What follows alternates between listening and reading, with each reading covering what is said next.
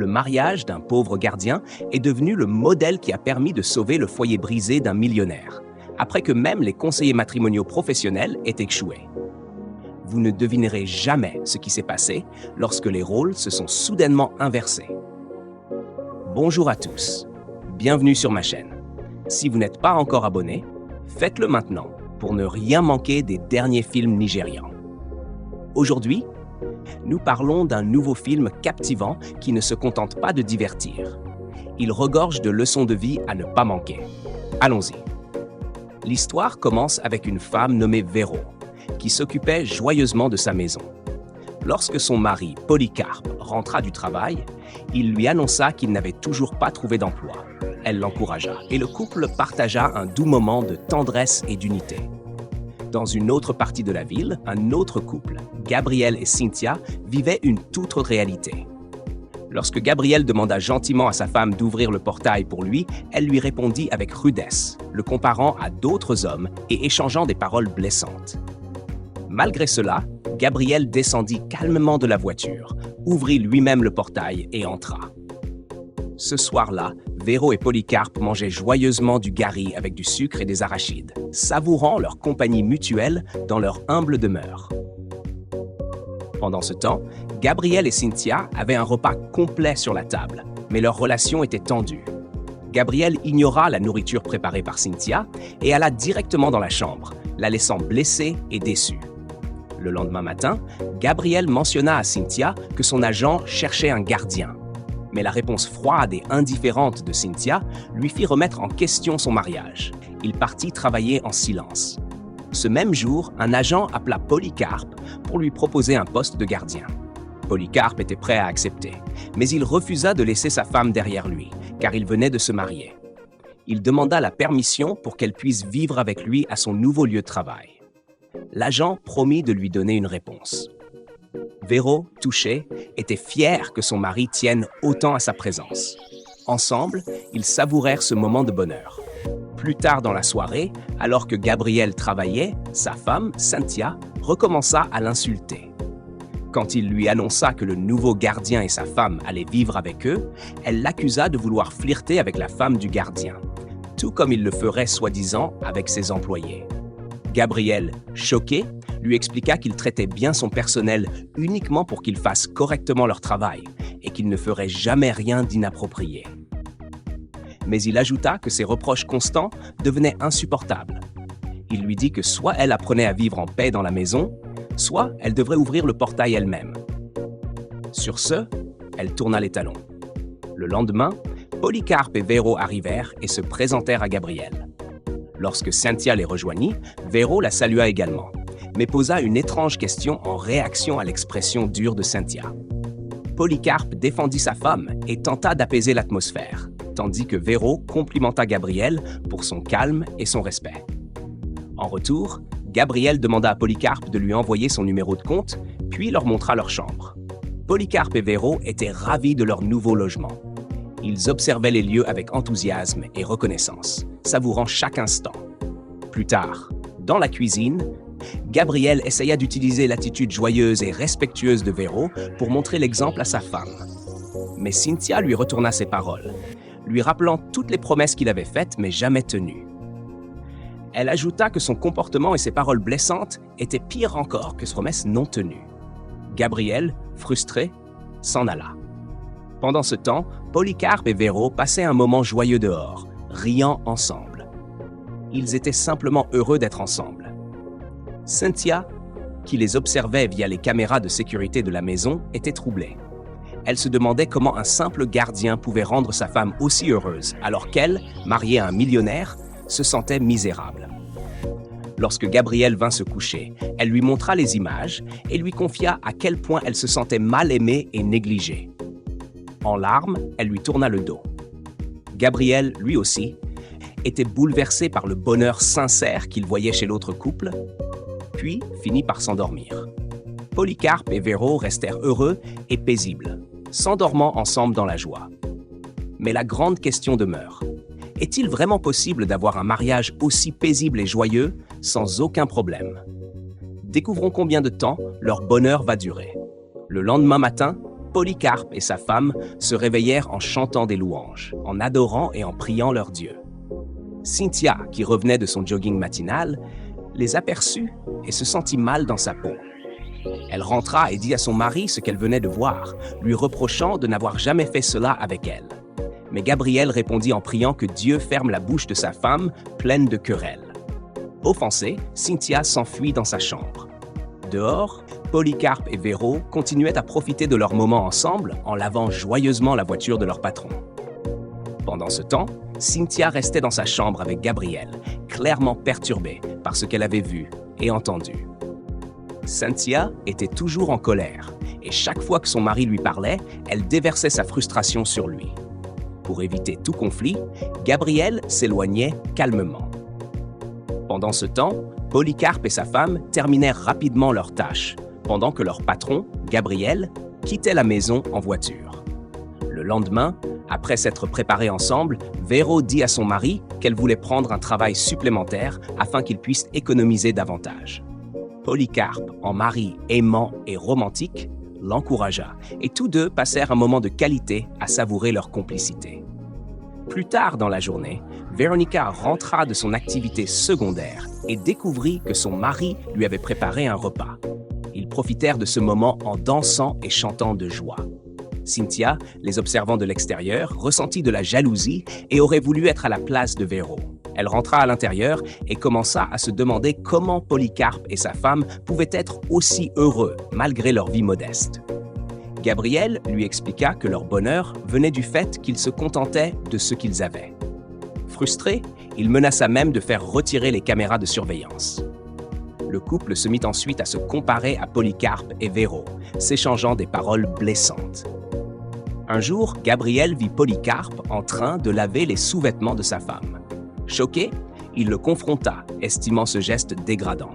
Mais Polycarpe expliqua calmement que dans leur mariage, ils faisaient tout ensemble sans fierté ni ego. Il ajouta que ces petits gestes faisaient le bonheur de sa femme. Gabriel repartit, songeur, se demandant si une telle dynamique pouvait fonctionner dans son propre couple. Il rejeta toutefois l'idée, craignant que Cynthia n'en abuse. À la maison, Cynthia pensait à parler à Véro pour découvrir le secret de son mariage heureux. Mais elle hésitait. Si même un conseiller matrimonial professionnel n'avait pas pu résoudre ses problèmes, comment les conseils de Véro pourraient-ils y parvenir? Malgré tout, sa curiosité grandissait et elle était prête à tenter le coup. Un jour, Véro ressortit des toilettes avec un air préoccupé.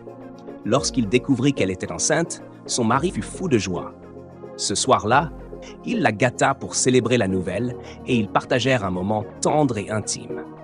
Ce même soir, Cynthia se confia à Gabriel sur les souffrances émotionnelles qu'elle vivait dans leur mariage. Gabriel l'accusa d'ingratitude, ce qui provoqua une nouvelle dispute.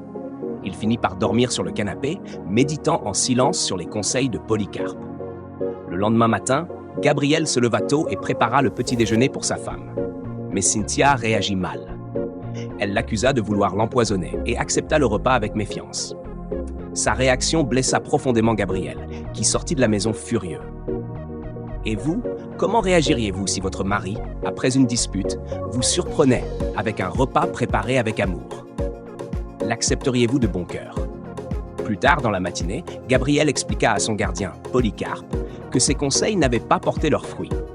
Mais Polycarpe l'encouragea, lui disant que conquérir le cœur de sa femme ne serait pas facile, mais qu'une fois cela accompli, tout le reste s'alignerait.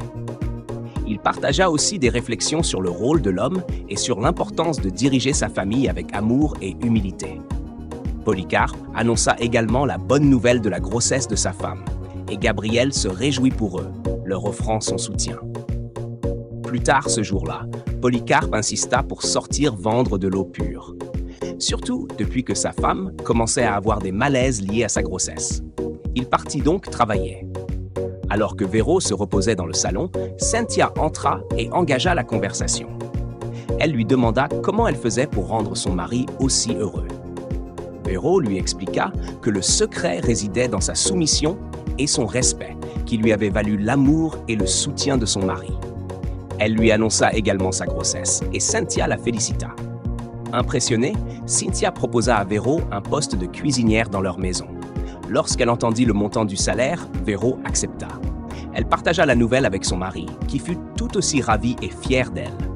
Peu de temps après, leur patron Gabriel rentra chez lui. Il s'approcha de sa femme et lui offrit un cadeau.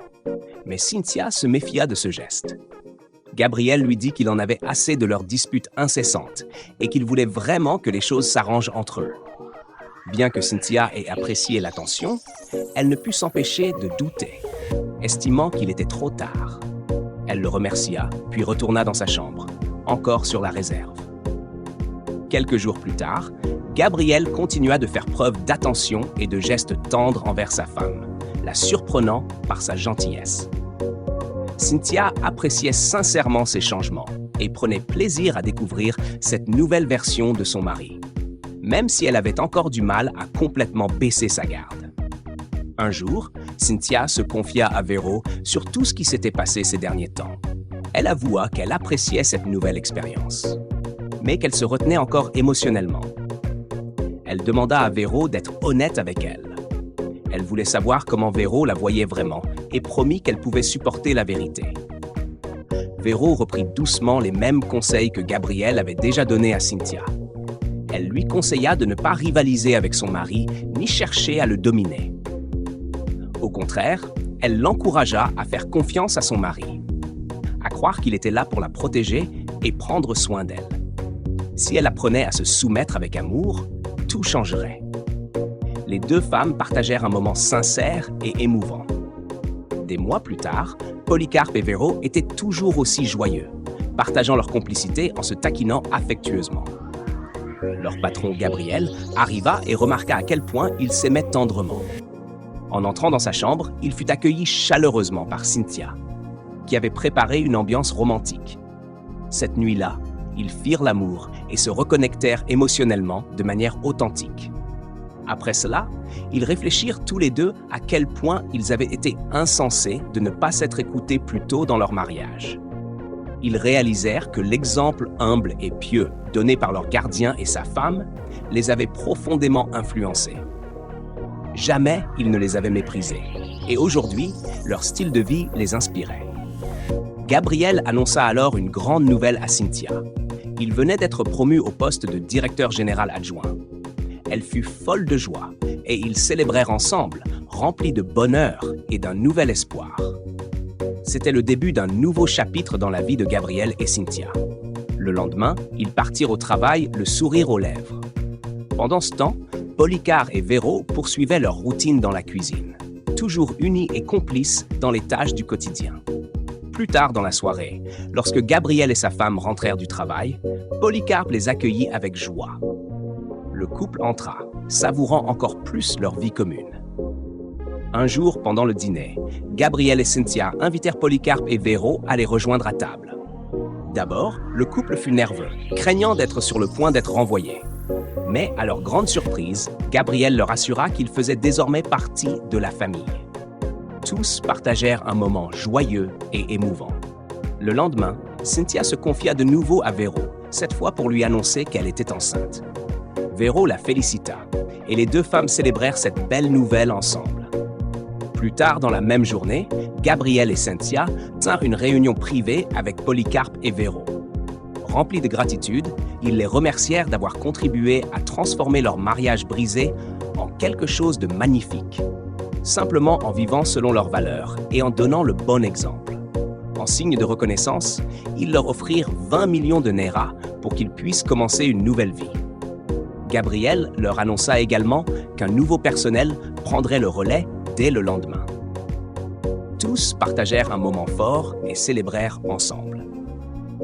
Ce film nous enseigne des leçons puissantes sur l'importance de la compréhension et de la communication dans le mariage. Une relation ne peut s'épanouir grâce aux efforts d'une seule personne. Il faut deux cœurs disposés à faire que ça fonctionne. Soutenez toujours la personne que vous aimez et défendez-la quoi qu'il en coûte. L'amour est une chose magnifique quand il est cultivé et bien entretenu. Et surtout, ne méprisez jamais quelqu'un à cause de son statut, car il pourrait bien être la source de votre plus grande inspiration. Merci d'avoir regardé. N'oubliez pas de vous abonner à cette chaîne pour ne rien manquer des dernières nouveautés du cinéma nigérian. À très bientôt.